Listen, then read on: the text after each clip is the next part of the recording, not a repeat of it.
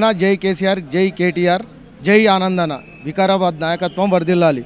ఈరోజు మన ప్రియతమ నాయకుడు మెతుకు ఆనంద్ సార్ గారి, డాక్టర్ మెతుకు ఆనంద్ సార్ గారు, ఎమ్మెల్యే సార్ గారు మంచి వికారాబాద్లో మంచి పరిపాలన అందించిండు అందరికీ.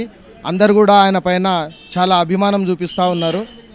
ఈరోజు ఆయనకు బ్రహ్మాండంగా ఆయనకు ప్రచారంలో కానీ ఎక్కడైనా కానీ మన వికారాబాద్ కాన్స్టిట్యున్సీలో చాలా దూసుకుపోతూ ఉన్నారు. కాబట్టి అందరూ కూడా ఆయన వెన్నంటి ఉండి ఆయనని అత్యధిక మెజారిటీతో గెలిపిస్తున్నారని చెప్పేసి కూడా మేము నమ్ముతున్నాం.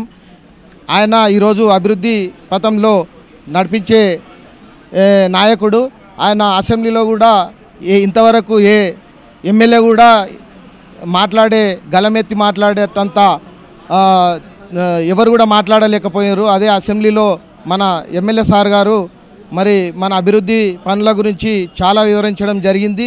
ఆయన మరి కేటీఆర్, కేసీఆర్తో కూడా కొట్లాడి కూడా మన దగ్గరికి కూడా అన్ని అభివృద్ధి పనులు తీసుకొచ్చి మరి మన కంటికి కనిపించేటట్టు కూడా ఆయన వికారాబాద్లో చేసిండు. కాబట్టి ఆయనకు అత్యధిక మెజారిటీతో అందరూ కూడా ఈరోజు కాంగ్రెస్ నాయకులు 6 గ్యారంటీలు అంటున్నారు. 6 గ్యారంటీలు లేదు, 6 లేదు. వాళ్ళే సీఎం అయ్యే గ్యారంటీ కూడా ఎవరైతారో అనేది కూడా వాళ్ళకి గ్యారంటీ లేదు. ఈ 6 గ్యారంటీలు ఇచ్చే కూడా ప్రజలని మభ్యపెట్టి ఓట్లు వేసుకునే పరిస్థితి ఉంది. కాబట్టి వాళ్ళకు ఎవరు కూడా ఓట్లు వేసే పరిస్థితి లేదు. వాళ్ళు మోసం చేస్తారని చెప్పేసి ఈ ప్రజలకు కూడా నేను కూడా విన్నవించుకుంటున్నాను.